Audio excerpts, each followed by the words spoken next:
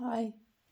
So I'm cutting out for a socket out of a piece of jib. This is soundproofing jib, so it's dense and thick and a little bit harder than normal jib.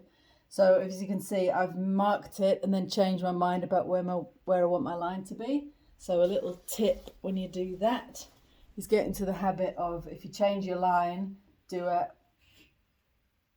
make a mark to indicate which line you want. Yep, so I've done that here. Okay, so we can, if we want, score one of the long sides for a fold and snap. I wouldn't always do this. And a piece of metal to run against.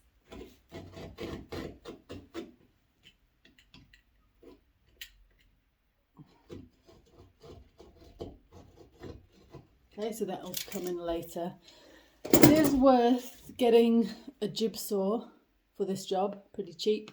And the good thing about it, it's got a pointy end exactly for this purpose. So in one of the corners, just aim that and then bore through the jib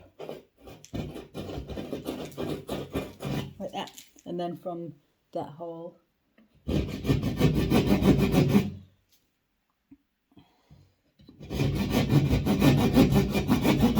it'll be reasonably accurate here. It's nice to have nice cutouts onto the line. I was checking there to see which direction the teeth, whether they were going backwards or forwards, which would indicate which stroke, like whether it was cutting on the pull stroke or cutting on the push stroke, but they're pretty much straight down, so they're cutting on the push and the pull.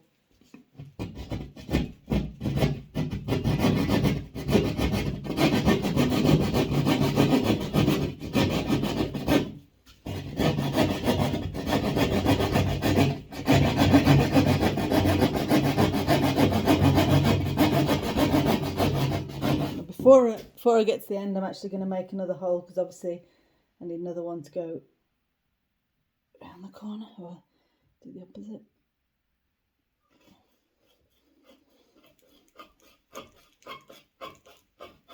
As I say, this is definitely a bit harder to work than normal jib, and you'll see it's a bit beaten up because it's a special order.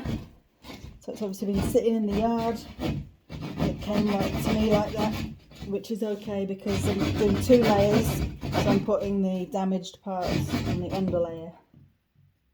Come on.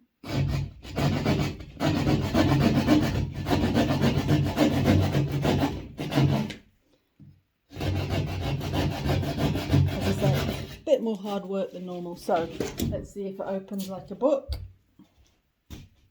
Bing! And then just take my blade and generally go around the back and take it down the fold line. There. And then I'll use my knife or the back of the jib saw. This is a bit... This is just me.